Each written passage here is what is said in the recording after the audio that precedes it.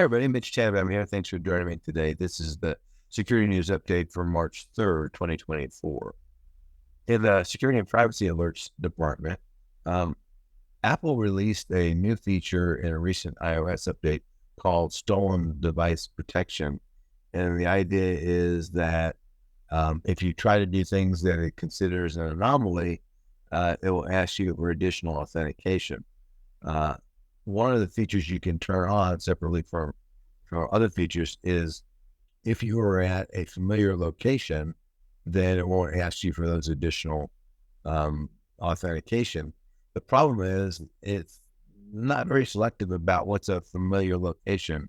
Now, one writer did a test there in a 60-day window. The iPhone decided that there was 197 familiar locations, including a grocery store, a coffee shop.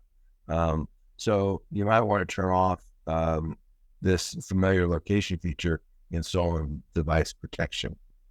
Next, there is a new test. Some researchers released a paper called Fast Adversarial Attacks on Language Models in 1 GPU Minute, which is not a long time. Now, what they did is using an NVIDIA A6000 GPU and some open source software, they were able to go off and cause at least one large language model to go off the rails, to violate its own rules 89% of the time. And they think this attack will work on other large language models as well.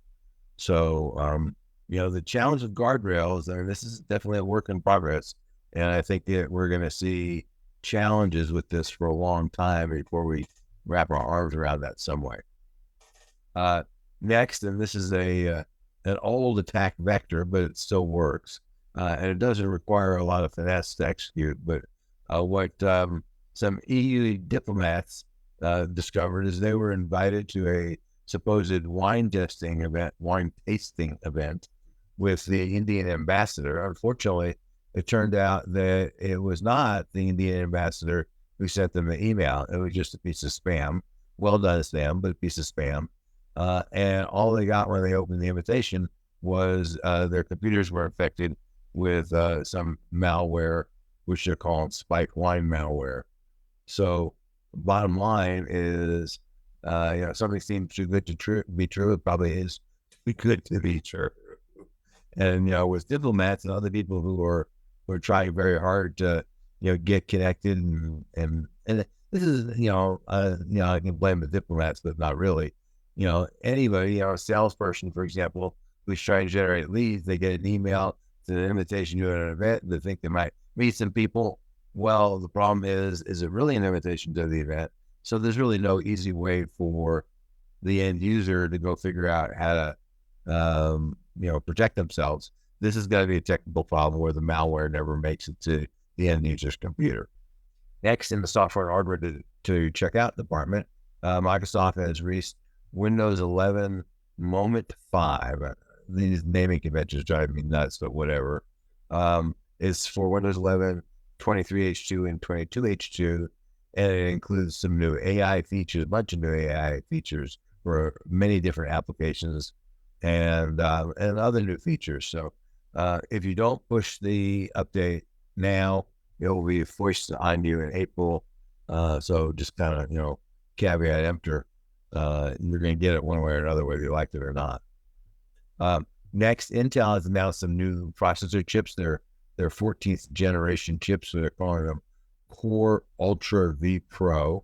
And of course, like everything else, it's got AI in it. Oh, wait. No, it doesn't actually have AI in it. What it adds is instructions that are designed to assist people who are developing AI-based applications so they run better, run faster. These are AI accelerators, both in the CPU and the GPU. And there's a new neural processing unit, an NPU, in the chip. So that will help for people who are running AI applications. They also have a new security engine. Just the last one was determined to be a bit holy, shall we say. And it checks the security of firmware. And there's also a feature called Device Health, which with the help of some software on the computer will also help protect your computer. And finally, there's something called Hardware Shield. Again, also works with software. It will go off and help protect the chain of trust all the way from booting up to Windows starting. So this is, of course, this is a cat and mouse game. It will continue to be a cat and mouse game, but at least these are things that Intel is doing to try to help writers of software to go off and have things be more secure. In the important issues department, Broadcom, not surprisingly, is hacking up VMware and selling off the parts. The first part that they sold off is their desktop applications, Horizon and a Workspace ONE. They're selling that to a private equity firm, KKR. The next one supposedly on the block is Carbon Black, but apparently they haven't found a buyer for that, so they paused that for the moment, but expect that to be on the block soon. And probably there'll be other pieces of the old VMware which are going to be hacked up and sold off. And next, cloud computing, people have discovered, is not a silver bullet. Gee, that's a bit of a surprise, huh? Some companies, realize that there's problems, and especially if you just pick up an application and drop it in the cloud, it is really not a silver bullet. So the people are figuring out, well, maybe hybrid computing, meaning, some stuff in the cloud and some stuff in your own data center, maybe that's a better strategy. And every company is going to be different, but the point, I think, is that people are discovering there's no silver bullets in this business. In the legislative and legal arena, it's amazing what people can do when threatened with an $8 billion fine. Meta, aka Facebook and Instagram, has a plan to curb disinformation and AI-generated content. All it took was the threat of an $8 billion fine from the EU to cause it. Now, of course, they're not going to do that in the United States because the United States isn't threatening them with an $8 billion fine. They're only doing this in the EU, where they run the risk of having to write a really large check. And they don't want to do that, of course, reasonably so. So if you're in the EU, they're going to have a dedicated election operations center. They're expanding their fact-checking organizations across the EU. They're removing and labeling and identifying and downranking AI-generated content, all kinds of neat stuff, which would be great if they were to do it in countries where they weren't being threatened with an $8 billion fine. But nope, they're not going to do that. They're just going to do it in the EU. Next, a group of Palo Alto investors is suing them after the vendor realizing that they're in a bit of a challenge as people move to the cloud. Not the previous article notwithstanding, people are moving to the cloud. They have less need for very fancy, but very effective, but very expensive Palo Alto network equipment in their no longer existing data centers. And so what Palo Alto is trying to do is they're trying to bundle their products together to force people to buy a larger bundle. And what they're discovering, of course, is that people are saying, I don't think so. So they're being forced to give away a bunch of stuff, which doesn't help their revenue, of course. And, investors have figured this out. The stock price has lost over $100, and the investors are suing Palo Alto for not thinking this strategy through. Okay, I get that.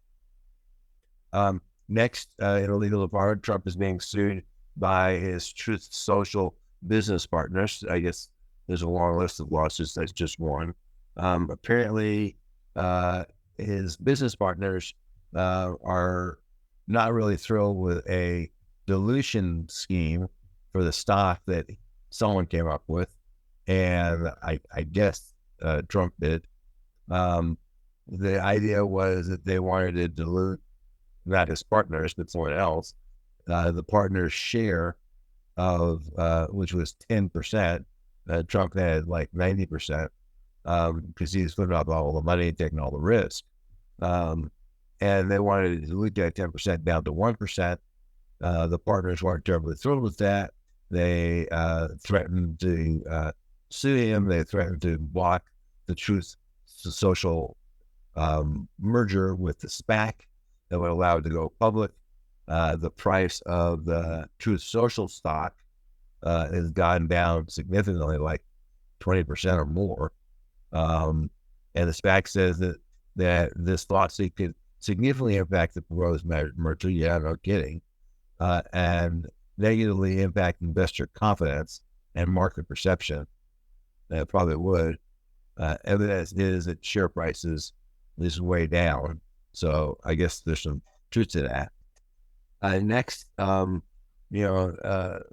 Section 702, which is the part of FISA which allows the NSA and the FBI to go spy on Americans in a somewhat limited way that a lot of people are not terribly happy about, both Republicans and Democrats, was supposed to expire last December.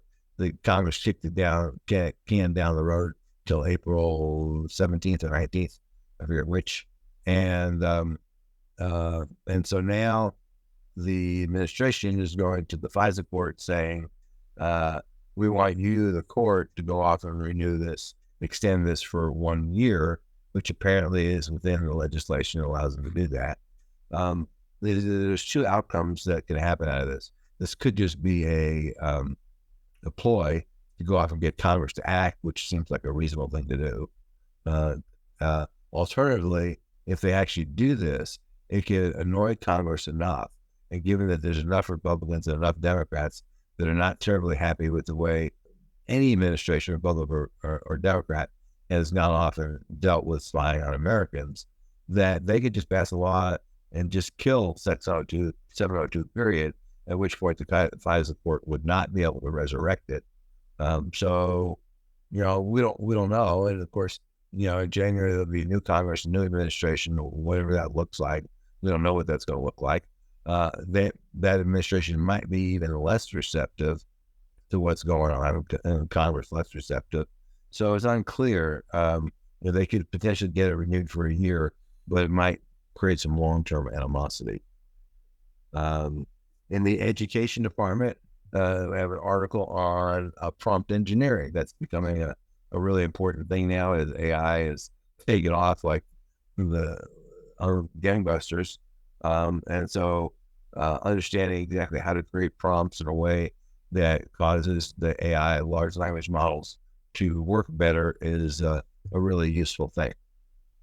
In the breaches department, we have a long list. This week, steel giant ThyssenKrupp was hit by a cyber attack. Even though big companies like ThyssenKrupp have a lot of money and a lot of people, they also have a lot more attack surface. So that didn't help them. They also probably have a lot more old systems that are not protected as well. And in many cases, not even protectable. The spin doctors there said that they recorded unauthorized access, and various security measures were taken, and certain applications and systems were temporarily taken offline. What that means is they were hacked, they got some help from some professionals, and they shut down a bunch of servers. When those are going to be back up, no one knows. Next, Change Healthcare, which is a big health tech giant that works with hospitals and pharmacists and doctors, got hit by a ransomware attack. It appears to be due to a missing patch. That's Change Healthcare. It was bought up by Optum in 2022. Optum is part of United Healthcare, so a mega big healthcare company. The deal would have allowed Optum to access Change Healthcare's data, which is, data is new gold, right? New oil. But anyway, the reports are that the compromise is enabled by an unpatched instance of the ConnectWise remote management software. The company's not admitting that yet, but that's what people are saying. Next, therapy provider. God, it takes so long. Concentra is now admitting that they lost control of data of about 4 million patients. So here's the way that went down. There's a medical transcription service called Perry Johnson Associates, or PJ&A, They were hacked back in May of last year. So it's not quite a year ago, but close enough. Um, uh, they reported that a while back to the people they had to report to. But now it's the trickle down theory that's causing us trouble.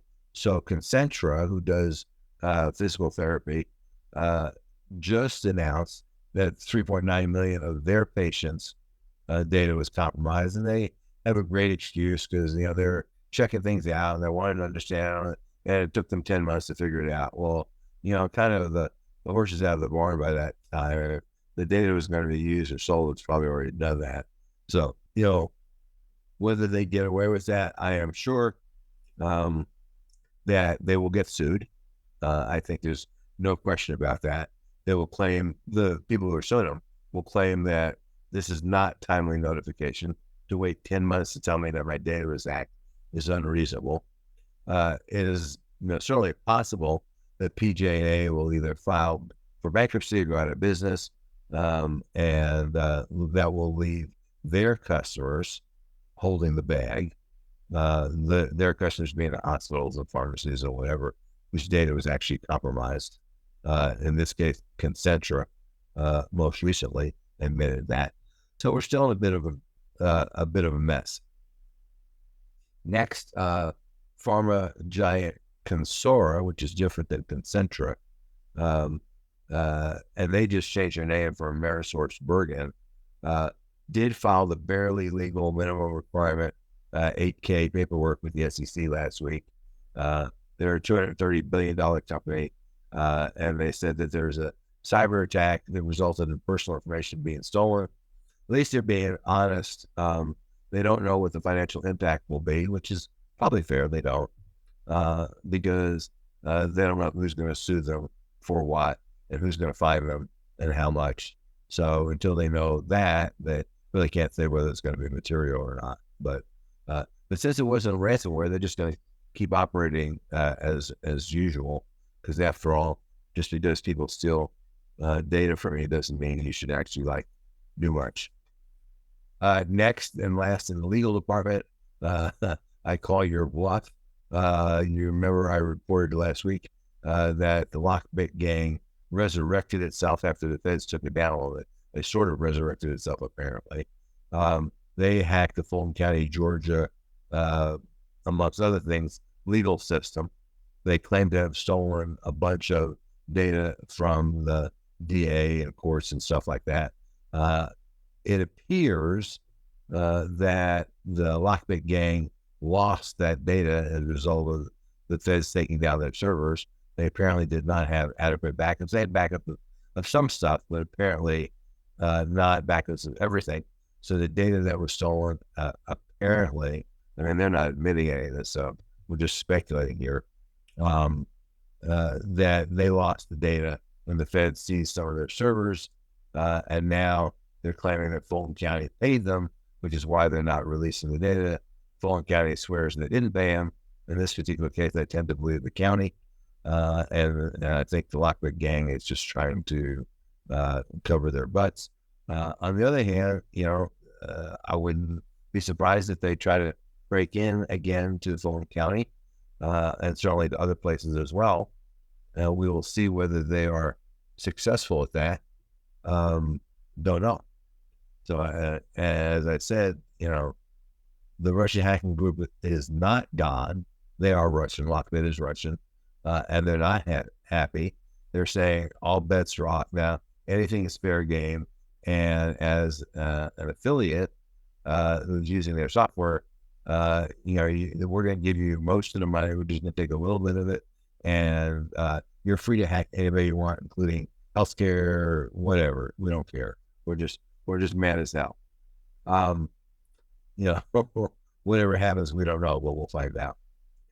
Next, we're getting an interesting insight into the hacking business in China, and in particular, the government hacking business. So there is a company called Isun, who is a defense contractor. We have defense contractors here too. And apparently, these guys in China are being paid to go hack unfriendly governments, unfriendly China, unfriendly companies, whatever. They give them instructions and they get paid. But apparently the hackers are not terribly happy. These are the officially sanctioned hackers. And so, whether they leaked these documents or whether there was a breach is unclear. But in any case, there are these documents out there, and it gives us insight into what's going on in the Chinese hacking business that we didn't have otherwise. Next, Facebook users in Europe are not happy with this consent or pay model. So when the EU came out with the Digital Services Act and said that, and as well as GDPR, said that companies can't force you to consent to share your information. The Facebook guys came up with a play that says, well, we'll give you two choices. Either you do agree to allow us to take your data, or you don't, and you don't have to let us take your data. But if you don't, then you have to pay us, a certain amount of money every month, which I think is about $10 to $15 a month, to make up for the lost revenue. Apparently, the EU court said that was okay, but that doesn't mean that everybody else thinks that's okay. So they're being sued. Where that goes is not clear, but it is clear that if you say Facebook is not allowed to make any money, then there's no incentive. They don't have any incentive to operate in Europe. And likely, I assume, if they don't come up with a better solution, they'll just shut down in Europe and give up that market. And finally, the news bites for the week. The Five Eyes intelligence community guys are saying that the SolarWinds hackers are adopting new techniques. This is not a big surprise. Hackers adopt new techniques all the time. Be aware of that. NIST has released the newest version of its cybersecurity framework, which is probably a good thing since the last one is getting a little longer too. So it was about 12, maybe 14 years old. Employees tend to input sensitive data into AI tools, even though it's risky as hell. Again, that's not too much of a surprise either. A Brazilian appeals court, this is a bit of a surprise, tells Meta to stop calling itself Meta in Brazil, because apparently there's another company in Brazil which is large enough.